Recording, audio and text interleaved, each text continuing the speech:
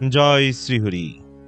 মহাভারত কথার অনুরাগী সকল শ্রোতাবৃন্দকে সশ্রদ্ধ প্রণতি নিবেদন করে এবং গীতারূপ অমৃত প্রদানকারী মহাকাব্য মহাভারতের বন্দনা করে শুরু করছি মহাভারতের আদি পর্বের দ্বাত্রিংশ অধ্যায় থেকে পঞ্চত্রিংশ অধ্যায়, যেখানে বর্ণিত হয়েছে ঋষিকুমার কিন্দমের শাপে পাণ্ডুর বৈরাগ্য, পাণ্ডবদের জন্ম এবং পাণ্ডুর পরলোক গমন, কুন্তী এবং পাণ্ডবদের হস্তিনাপুরে আগমন এবং পাণ্ডুর অন্ত্যেষ্টিক্রিয়া, সত্যবতীর দেহত্যাগ এবং ভীমসেনকে দুর্যোধনের বিষ প্রদান।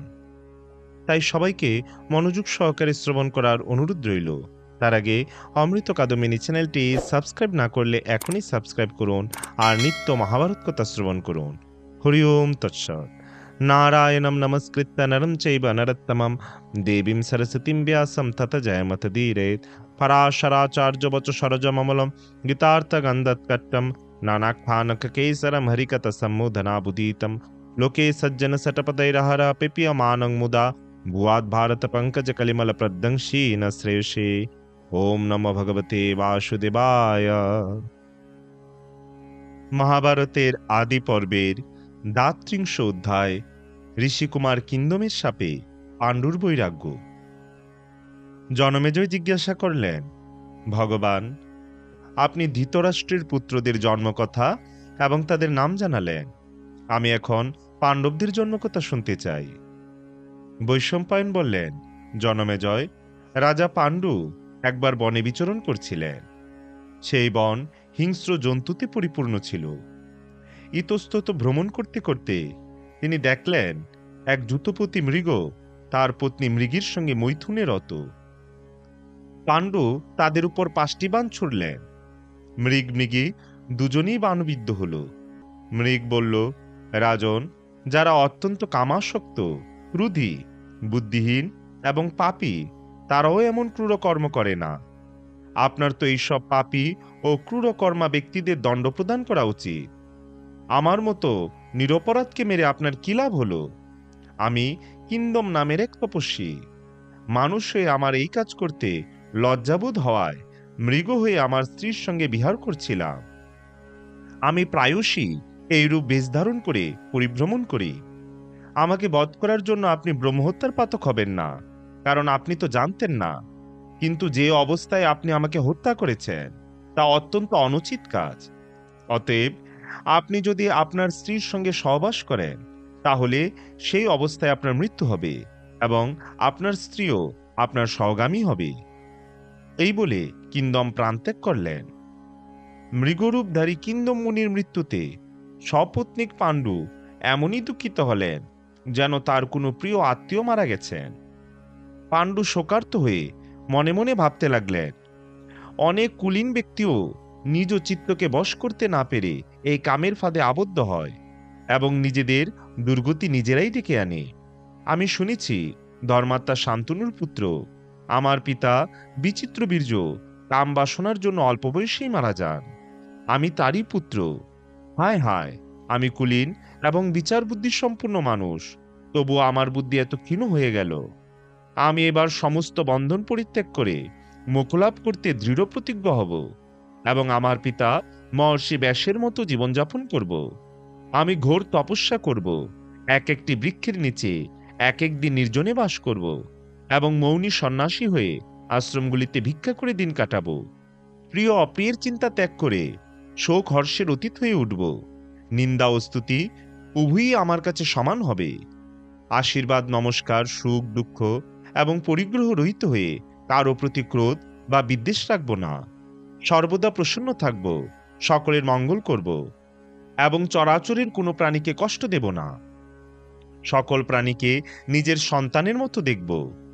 মিতাহারী হব, কখনো উপবাসে থাকব, লাভ ও লাভে সমদৃষ্টি সম্পূর্ণ হব। কেউ যদি আমার একটি হাত কেটে অন্য হাতে চন্দন লেপন করে, তাহলেও আমি কিছু বলবো না। আমি বাঁচতেও চাইব না, মরতেও নয়। জীবিত অবস্থায় মানুষ নিজ মঙ্গল কামনায় যেসব কর্ম করে, আমি তার কোনোটিই করব না, কারণ সেগুলি সবই কালের দ্বারা সীমাবদ্ধ। সমস্ত পাপ থেকে মুক্ত হয়ে অবিদ্যার জাল কেটে ফেলব। প্রকৃতি ও প্রাকৃত পদার্থের অধীনতা থেকে মুক্ত হব এবং বায়ুর ন্যায় সর্বত্র বিচরণ করব। যে সব ব্যক্তি সম্মান ও অপমানে প্রভাবিত হয়ে কামনার বশবর্তী হয়ে সেই অনুসারে চলতে চেষ্টা করে, তারা কুকুরের প্রদর্শিত পথে চলে। এই সব চিন্তা ভাবনা করে পাণ্ডু দীর্ঘশ্বাস ফেলে কুন্তী ও মাদ্রীকে বললেন, তোমরা রাজধানীতে ফিরে যাও। সেখানে আমার মাতা বিদুর, ধৃতরাষ্ট্র, পিতামহী, সত্যবতী, বিশ্ব, রাজপুরোহিত, ব্রাহ্মণ, মহাত্মা, আত্মীয় স্বজন, নগরবাসীগণ সকলকে প্রসন্ন করে বলবে পাণ্ডু সন্ন্যাস গ্রহণ করেছে। কুন্তী এবং মাদ্রী পাণ্ডুর কথা শুনে এবং তার বনেবাস করা নিশ্চিত জেনে বললেন, আর্যপুত্র, সন্ন্যাস আশ্রম ছাড়াও এমন আশ্রমও তো আছে যেখানে আপনি আমাদের সঙ্গে মহাতপস্যা করতে পারেন। আমরা আপনার সঙ্গে স্বর্গেও যাব এবং সেখানে আপনাকেই প্রতিরূপে লাভ করব। আমরা দুজনেই নিজ নিজ ইন্দ্রিয়কে বশীভূত করে কামজনিত সুখ বিসর্জন দিয়ে স্বর্গেও আপনাকে পাবার আশায় আপনার সঙ্গেই মহাতপস্যা করব। মহারাজ, আপনি যদি আমাদের ছেড়ে চলে যান তাহলে আমরা অতি অবশ্যই প্রাণ বিসর্জন দেব, এতে কোনো সন্দেহ নেই। পত্নীদের দৃঢ় সিদ্ধান্ত দেখে পাণ্ডু বললেন, তোমরা যদি ধর্মানুসারে তাই করবে বলে নিশ্চিত হয়ে থাকো তাহলে তাই হোক। আমি সন্ন্যাস না নিয়ে বানপ্রস্থ অবলম্বন করে বনেই থাকব। বিষয় সুখ এবং উত্তেজক খাদ্য পরিহার করে ফলমূল গ্রহণ করব, বলকল পরিধান করব এবং ঘোর তপস্যা করে বনে বনে বিচরণ করব। দিনে দুবার স্নান সন্ধ্যাদি করব এবং জটা ধারণ করব। গরম ঠান্ডা বা বৃষ্টি বাদলে ভয় পাব না, ক্ষুধা তৃষ্ণায় লক্ষ্য দেব না এবং দুশ্চর তপস্যা করে শরীর কৃশ করব। নির্জন বাস করে পরমাত্মার চিন্তা করব। ফলমূল, জল ও বাক্যে দেবতা ও পিতৃপুরুষদের সন্তুষ্ট করব। কোনো বনবাসীর অপ্রিয় কর্ম করব না। আমি আমৃত্যু বানপ্রস্থের কঠোর থেকে কঠোরতম নিয়ম পালন করব। পত্নীদের এইসব বলে পাণ্ডু তার উত্তম বসন ও অলঙ্কারাদি ব্রাহ্মণদের দান করে বললেন, হে ব্রাহ্মণগণ, আপনারা হস্তিনাপুরে গিয়ে বলুন যে পাণ্ডু অর্থ, কাম এবং বিষয় সুখ পরিত্যাগ করে পত্নীদের সঙ্গে বনবাসী হয়েছে। তার এই বাক্যে তার পরিচালক এবং পরিজনেরা দুঃখ প্রকাশ করতে লাগলেন। তাদের চোখে জল এসে গেল। তারা বিমর্ষ বদনে পাণ্ডুর মূল্যবান জিনিসপত্র নিয়ে হস্তিনাপুরে এসে পাণ্ডুর অনুপস্থিতিতে রাজকার্য পরিচালনাকারী ধৃতরাষ্ট্রকে সব দিয়ে সমস্ত ঘটনা জানালেন। নিজের ভাইয়ের এই খবর শুনে ধৃতরাষ্ট্র অত্যন্ত দুঃখিত হলেন। তিনি সর্বক্ষণ পাণ্ডুর কথাই ভাবতে লাগলেন। এদিকে পাণ্ডু পত্নী সহ নানা দেশে ঘুরে গন্ধমাদন পর্বতে এলেন। তিনি শুধু ফলমূল খেয়ে জীবিকা নির্বাহ করতেন, মাটিতে শয্যা নিতেন। বড় বড় সাধু মহাত্মা তার দিকে লক্ষ্য রাখতেন। ইন্দ্রধুম্ন সরোবর ছেড়ে হংসকূট শিখর পার হয়ে তিনি শতশৃঙ্গ পর্বতে এসে তপস্যারত হলেন। সেখানে সিদ্ধ চারণগণ তার প্রতি প্রীতিপূর্ণ ছিলেন। মহাত্মা পাণ্ডু সকলের সেবা করতেন এবং মন ইন্দ্রিয়কে বশে রেখে কাজ করতেন। কখনো অহংকার দেখাতেন না। সেখানে কেউ তাকে ভাই, কেউ বন্ধু, আবার কেউ পুত্রের মতো দেখাশোনা করতেন। এইভাবে পাণ্ডুর তপস্যা চলতে লাগলো। মহাভারতের আদি পর্বের ৩৩ অধ্যায়, পাণ্ডবদের জন্ম এবং পাণ্ডুর পরলোক গমন। বৈশম্পায়ন বললেন, জনমেজয়, সেদিন অমাবস্যা তিথি। ব্রহ্মাকে দর্শনের নিমিত্ত অনেক বড় বড় ঋষি মহর্ষি ব্রহ্মলোক যাত্রা করছিলেন। পাণ্ডু তাদের জিজ্ঞাসা করলেন, আপনারা কোথায় যাচ্ছেন? সকলে ব্রহ্মলোকে ব্রহ্মার দর্শনে যাচ্ছেন শুনে পাণ্ডু তার পত্নীদের নিয়ে তাদের অনুগামী হলেন। ঋষিরা বললেন, রাজন, পথ অতি দুর্গম, বিমানগুলি ভিড় করে অবস্থান করছে। সেখানে রয়েছে অপ্সরাদের ক্রীড়াস্থল, ভীষণ দুর্গম পর্বত, নদী খাত, চতুর্দিকে বরফ, কোনো বৃক্ষ সেখানে নেই, পশুপক্ষীও নজরে পড়ে না। সেখানে শুধু বায়ু এবং সিদ্ধ ঋষি ও মহর্ষিরা যেতে পারেন। এরূপ দুর্গম পথে রাজকুমারী কুন্তী ও মাদ্রী কিভাবে হাঁটবেন? আপনি আপনার পত্নীদের নিয়ে এই দুর্গম যাত্রা করবেন না। পাণ্ডু বললেন, আমি জানি সন্তানহীনের জন্য স্বর্গের দ্বার বন্ধ। এই কথা ভেবে খুবই কষ্ট পাচ্ছি। মানুষ 4 ঋণ নিয়ে জন্মগ্রহণ করে: পিতৃঋণ, দেবঋণ, ঋষিঋণ এবং মনুষ্য ঋণ। যজ্ঞ দ্বারা দেবতা, সাধ্যা এবং তপস্যা দ্বারা ঋষি ঋণ, পুত্র এবং শ্রাদ্ধ দ্বারা পিতৃপুরুষ ঋণ এবং পরোপকার দ্বারা মনুষ্য ঋণ শোধ করা যায়। আমি সব ঋণ থেকে মুক্ত হলেও পিতৃঋণ থেকে মুক্তি পাইনি। আমার ইচ্ছা যে আমার পত্নীর গর্ভে পুত্র জন্ম নিক। ঋষিরা বললেন, ধর্মাত্মন, আমার দিব্য দৃষ্টিতে দেখতে পাচ্ছি যে আপনার দেবসদৃশ পুত্র হবে। আপনি আপনার এই দেব প্রদত্ত অধিকার ভোগ করার চেষ্টা করুন, আপনার ইচ্ছা পূর্ণ হবে। পাণ্ডু ঋষিদের কথা শুনে চিন্তিত হলেন, কেননা তিনি জানতেন কিন্দম ঋষির অভিশাপে স্ত্রী সহবাস করতে তিনি অক্ষম। একদিন পাণ্ডু তার যশস্বিনী পত্নী কুন্তিকে বললেন, প্রিয়ে, তুমি পুত্রলাভের জন্য চেষ্টা করো। কুন্তী বললেন, আর্যপুত্র, আমি যখন ছোট ছিলাম আমার পিতা আমাকে অতিথিদের সেবা শুশ্রূষা করার ভার সমর্পণ করেন। সেই সময় আমি দুর্বাসা নামক ঋষিকে সেবা দ্বারা সন্তুষ্ট করেছিলাম। তাতে তিনি আমাকে বর প্রদান করে এক মন্ত্র শিখিয়ে দেন এবং বলেন, এই মন্ত্র দ্বারা তুমি যে দেবতাকে আহ্বান করবে তিনি ইচ্ছা বা অনিচ্ছাতেও তোমার অধীন হবেন। আপনি যদি অনুমতি প্রদান করেন তাহলে আমি যে কোনো দেবতাকে আহ্বান করতে পারি, তার সাহায্যে আমার সন্তান হবে। আপনি বলুন কোন দেবতাকে আহ্বান করব। পাণ্ডু বললেন, আজ তুমি বিধিপূর্বক ধর্মরাজকে আহ্বান করো। ত্রিলোকে তিনি শ্রেষ্ঠ পুণ্যাত্মা। তার দ্বারা যে সন্তান জন্মগ্রহণ করবে নিঃসন্দেহে সে ধার্মিক হবে, তার মন কখনো অধর্মপথে যাবে না। কুন্তী তখন ধর্মরাজকে আহ্বান করে দুর্বাসা প্রদত্ত মন্ত্র জপ করতে লাগলেন।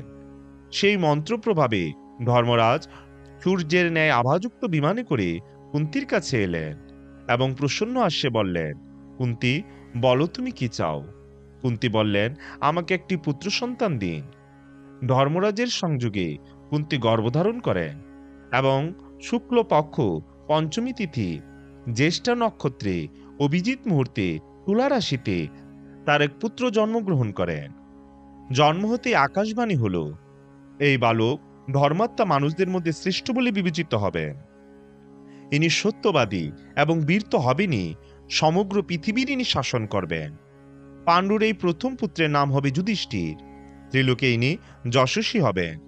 কিছুদিন পর পাণ্ডু আবার কুন্তীকে বললেন, প্রিয়ে, ক্ষত্রিয় জাতি বলপ্রদান হয়ে থাকে, সুতরাং এমন পুত্রের জন্ম দাও যে বলশালী হবে। পতির নির্দেশে কুন্তী বায়ুকে আহ্বান করলেন। মহাবলী পবনদেব হরিণে চড়ে এলেন। কুন্তীর অনুরোধে তার দ্বারা কুন্তীর গর্ভে ভীষণ পরাক্রমশালী এবং বলশালী ভীমসেন জন্ম নিলেন। সেই সময়ও দৈববাণী হল, এই পুত্র বলবানদের শিরোমণি হবে। জনমেজয় ভীমসেন জন্মগ্রহণ করতে এক বিচিত্র ঘটনা ঘটল। ভীমসেন তার মাতার কোলে ঘুমাচ্ছিলেন। সেই সময় সেখানে একটি বাঘ এলো। কুন্তী ভয়ে সেখান থেকে পালিয়ে গেলেন। ভীমসেনের কথা তার মনে ছিল না। ভীম মাতার ক্রোধ থেকে পাথরের চাতালে পড়ে গেলেন এবং চাতালটি চূর্ণ বিচূর্ণ হয়ে গেল। সেই চূর্ণ বিচূর্ণ পাথরের টুকরো দেখে পাণ্ডু চমকিত হলেন। যেদিন ভীমসেনের জন্ম হয় সেদিনই দুর্যোধন জন্মেছিলেন। পাণ্ডু এবার চিন্তা করলেন, আমার যাতে এমন একজন পুত্র হয় যাকে জগতে সর্বশ্রেষ্ঠ বলে মানা হবে। ইন্দ্র দেবতাদের মধ্যে শ্রেষ্ঠ, তিনি যদি কোনরূপ সন্তুষ্ট হয়ে আমাকে এক সর্বশ্রেষ্ঠ পুত্র দান করেন। এরূপ চিন্তা করে তিনি কুন্তীকে 1 বছর ধরে ব্রত করার জন্য নির্দেশ দিলেন এবং স্বয়ং সূর্যের সামনে এক পায়ে দণ্ডায়মান হয়ে একাগ্রভাবে উগ্র তপস্যা করতে লাগলেন। তার তপস্যায় সন্তুষ্ট হয়ে ইন্দ্র প্রকটিত হয়ে বললেন, তোমাকে আমি এক জগৎবিখ্যাত ব্রাহ্মণ, গো এবং শূরীদের সেবাকারী এবং শত্রু সন্তপকারী শ্রেষ্ঠ পুত্র দান করব। তখন পাণ্ডু কুন্তীকে বললেন, প্রিয়ে, আমি দেবরাজ ইন্দ্রের কাছ থেকে বর লাভ করেছি, এবার তুমি পুত্রের জন্য তাকে আহ্বান করো। কুন্তী পাণ্ডুর নির্দেশ মেনে নিলেন। তখন দেবরাজ ইন্দ্র প্রকটিত হলেন এবং অর্জুনের জন্ম হল। অর্জুনের জন্মের সময় আকাশকে প্রকম্পিত করে আকাশবাণী হল, কুন্তী, এই বালক কার্তবীর্য অর্জুন এবং ভগবান শঙ্করের মতো পরাক্রমশালী এবং ইন্দ্রের ন্যায় অপরাজিত থেকে তোমার যশ বৃদ্ধি করবেন।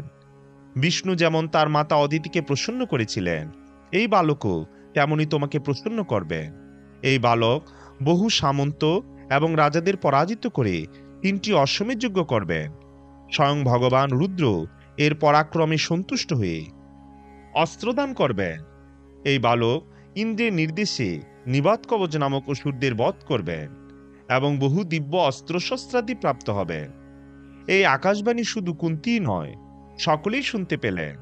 এতে মুনি ঋষি, দেবতা ও সমস্ত প্রাণী অত্যন্ত সন্তুষ্ট হলেন। আকাশে দুন্দুভি বাজতে লাগলো, পুষ্পবৃষ্টি হতে লাগলো। ইন্দ্রাদি দেবগণ, সপ্তর্ষি, প্রজাপতি, গন্ধর্ব, অপ্সরা এরা সকলেই দিব্য বস্ত্রভূষণে সুসজ্জিত হয়ে অর্জুনের জন্মের জন্য আনন্দ উৎসব করতে লাগলেন। দেবতাদের এই উৎসব শুধু মুনি ঋষিরাই দেখতে পেলেন, সাধারণ মানুষরা নয়। পরে একদিন মাদ্রির অনুরোধে পাণ্ডু কুন্তিকে একান্তে ডেকে বললেন, তুমি প্রজা ও আমার প্রসন্নতার জন্য এক কঠিন কাজ করো, এতে তোমার যশবৃদ্ধি হবে। লোকে যশের জন্য আগেও অনেক কঠিন কঠিন কাজ করেছে। কাজটি এই যে মাদ্রির গর্ভে যেন পুত্র উৎপন্ন হয়। পাণ্ডুর আদেশ শিরোধার্য করে কুন্তি মাদ্রিকে বললেন, বোন, তুমি একবার কোনো দেবতাকে স্মরণ করো, তার দ্বারা তুমি সেই মতো পুত্র লাভ করবে। মাদ্রি অশ্বিনী কুমারদ্বয়কে স্মরণ করলেন। তখন অশ্বিনী কুমারেরা এসে মাদ্রির গর্ভে 2টি পুত্র উৎপাদন করলেন। 2 অনুপম রূপবান বালক নকুল ও সহদেব মাদ্রির করে জন্ম নিলেন। সেই সময় আকাশবাণী হলো, এই 2 বালক বল, রূপ এবং গুণে অশ্বিনী কুমারদের থেকেও বড় হবে। এরা রূপ, দ্রব্য, সম্পত্তি এবং শক্তিতে জগতে শ্রেষ্ঠ হবে। শতশৃঙ্গ পর্বতে বসবাসকারী ঋষিগণ পাণ্ডুকে ধন্যবাদ এবং বালকদের আশীর্বাদ দিয়ে তাদের নামকরণ করলেন যুধিষ্ঠির, ভীম, অর্জুন, নকুল এবং সহদেব। এরা সকলে পরস্পর 1 বছরের ছোট ছিলেন। এরা ছোট বয়সে ঋষি ও ঋষিপত্নীদের খুব প্রিয় ছিলেন। রাজা পাণ্ডু পত্নী ও পুত্রদের সঙ্গে সুখে বসবাস করছিলেন। বসন্ত ঋতুর আগমনে সমস্ত বন পুষ্পভারে সজ্জিত হয়েছিল। সেই শোভা দেখে সকল প্রাণী মুগ্ধ ও আনন্দিত। রাজা পাণ্ডু বনে বিচরণ করছিলেন। তার সঙ্গে ছিলেন পত্নী মাদ্রি। সুন্দর সাজসজ্জা করায় তাকে খুব সুন্দর লাগছিল। একে যৌবনকাল, তাতে সুন্দর সাজসজ্জা, মুখে মনোহর হাসি। এইসব দেখে পাণ্ডুর মনে কামভাবের সঞ্চার হলো, যেন বনে আগুন লেগে গেছে। তিনি সবলে মাদ্রিকে কাছে টেনে নিলেন। মাদ্রি যথাশক্তি তাকে সংযত করার এবং নিজেকে ছাড়াবার চেষ্টা করলেন, কিন্তু সফল হলেন না। কামের নেশায় পাণ্ডু এত মোহগ্রস্ত হয়েছিলেন যে অভিশাপের কথা তার মনে ছিল না। কামবশ হয়ে তিনি মৈথুনে প্রবৃত্ত হলেন। তখনই তার চেতনা নষ্ট হয়ে গেল। মাদ্রি সব জড়িয়ে ধরে আর্তকণ্ঠে বিলাপ করতে লাগলেন। কুন্তি 5 পুত্রকে সঙ্গে করে সেখানে এলেন। তারা কিছু দূরে থাকতেই মাদ্রি বললেন, দিদি, পুত্রদের একটু দূরে রেখে তুমি এসো। এই অবস্থা দেখে কুন্তি শোকগ্রস্ত হলেন। তিনি বিলাপ করে বলতে লাগলেন, আমি সর্বদাই আমার স্বামীকে রক্ষা করেছি। সাপের কথা জেনেও উনি আজ কেন তোমার কথা শুনলেন না? মাদ্রি বললেন, দিদি, আমি অনেক অনুনয় বিনয় করেছিলাম, কিন্তু এটি হওয়ার ছিল, তাই উনি মনকে বসে রাখতে পারেননি। কুন্তি বললেন, এখন তুমি পতিদেবকে ছেড়ে এদিকে এসে পুত্রদের দেখাশোনা করো। আমি এর প্রথম স্ত্রী, তাই আমারই সতী হওয়ার অধিকার। আমি এর অনুগমন করব। মাদ্রি বললেন, দিদি, ধর্মাত্মা পতির সঙ্গে আমি সতী হব। আমি এখনো যুবতী, আমারই এর সঙ্গে সহগমন করা উচিত। তুমি আমার বড়, এইটুকু অধিকার আমাকে দাও। আমার পুত্রদের তুমি নিজের পুত্রের মতো দেখো। আমার উপর আসক্তির জন্য এর মৃত্যু ঘটেছে, তার জন্য, তাই আমারই সতী হওয়া উচিত। এই কথা বলে মাদ্রি তার পতির চিতায় আরোহণ করে পরলোক গমন করলেন। মহাভারতের আদি পর্বের ৪৩ অধ্যায়, কুন্তি এবং পাণ্ডবদের হস্তিনাপুরে আগমন এবং পাণ্ডুর অন্ত্যেষ্টিক্রিয়া। বৈশম্পায়ন বললেন, জনমেজয়, পাণ্ডুর মৃত্যুতে দিব্যজ্ঞান সম্পূর্ণ মহর্ষিগণ নিজেদের মধ্যে পরামর্শ করলেন। তারা চিন্তা করলেন যে পরম যশস্বী মহাত্মা পাণ্ডু নিজ রাজ্য দেশ ছেড়ে এই স্থানে তপস্যা করার উদ্দেশ্যে আমাদের শরণ নিয়েছিলেন। তিনি তার ছোট ছোট রাজপুত্র এবং পত্নীকে মর্তে রেখে স্বর্গে গমন করেছেন। আমাদের উচিত পত্নী, পুত্র এবং তার অস্থি হস্তিনাপুরে পৌঁছে দেওয়া। এ আমাদের ধর্ম। এই পরামর্শ করে তারা ভীষ্ম এবং ধৃতরাষ্ট্রের কাছে পাণ্ডবদের সমর্পণ করার জন্য হস্তিনাপুরের দিকে রওনা হলেন। কিছুদিনের মধ্যে তারা হস্তিনাপুরের প্রবেশদ্বারে এসে পৌঁছলেন। নগরবাসীরা দেবতা, চারণ ও মুনিদের আগমন বার্তা পেয়ে অত্যন্ত আশ্চর্য হল। তারা ঘরদ্বার ছেড়ে এদের দর্শন করতে দলে দলে চলে এলো। সেই সময় কোনো ভেদভাব ছিল না। ভীষ্ম, সোমদত্ত, বাহল্যিক, ধৃতরাষ্ট্র, বিদুর, সত্যবতী, কাশীরাজের কন্যাগণ, গান্ধারী, দুর্যোধন ও তার ভাইরা সকলেই হাজির হলেন। সকলে আগত মহর্ষিদের প্রণাম করলেন। কোলাহল শান্ত হলে ভীষ্ম ঋষিদের আপ্যায়ন করে কুশল সংবাদ আদান প্রদান করলেন।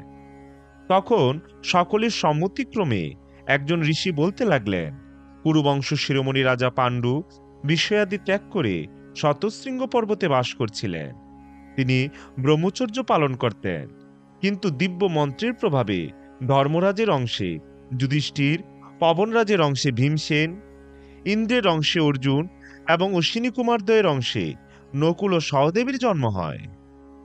প্রথম তিনজন কুন্তির গর্ভে এবং শেষের দুজন মাদ্রির গর্ভে জন্ম নেন।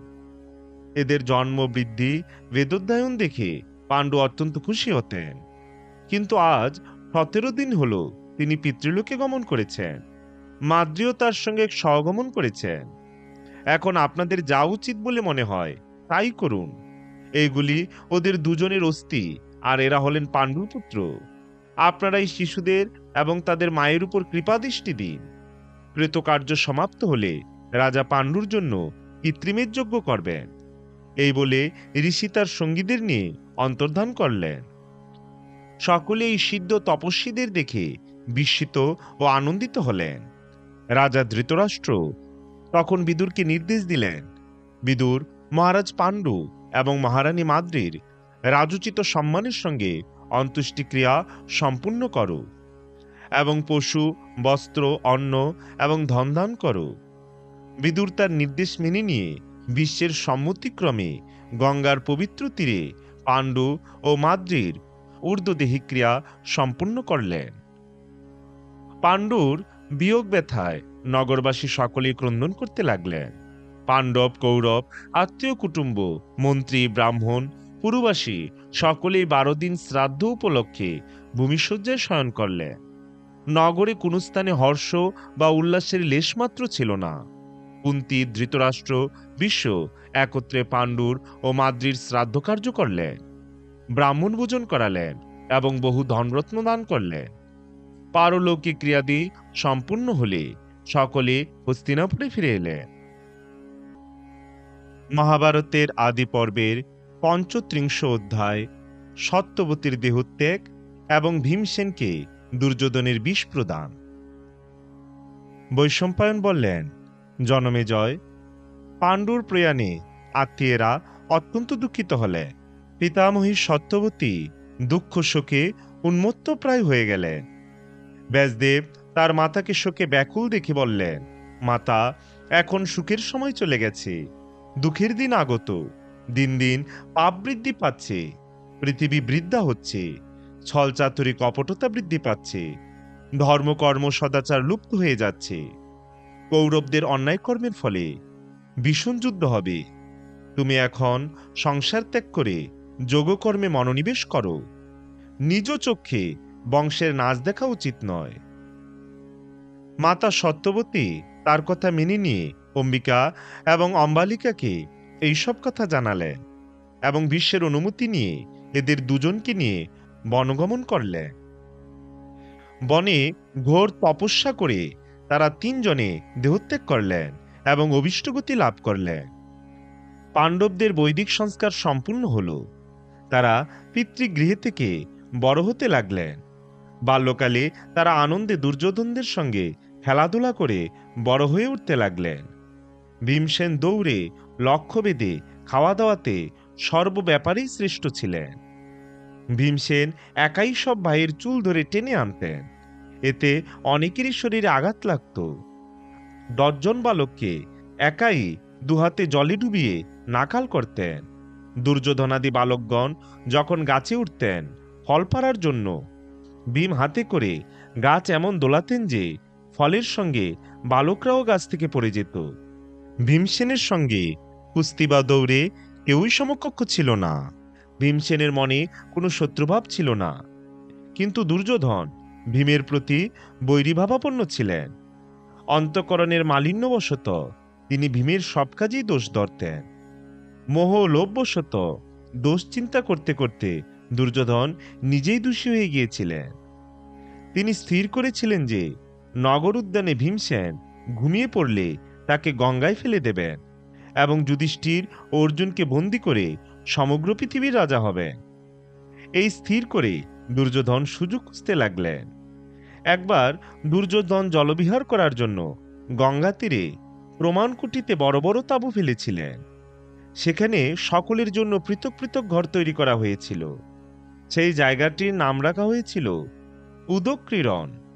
সেখানে খাওয়া দাওয়ার খুব ভালো ব্যবস্থা করা হয়েছিল।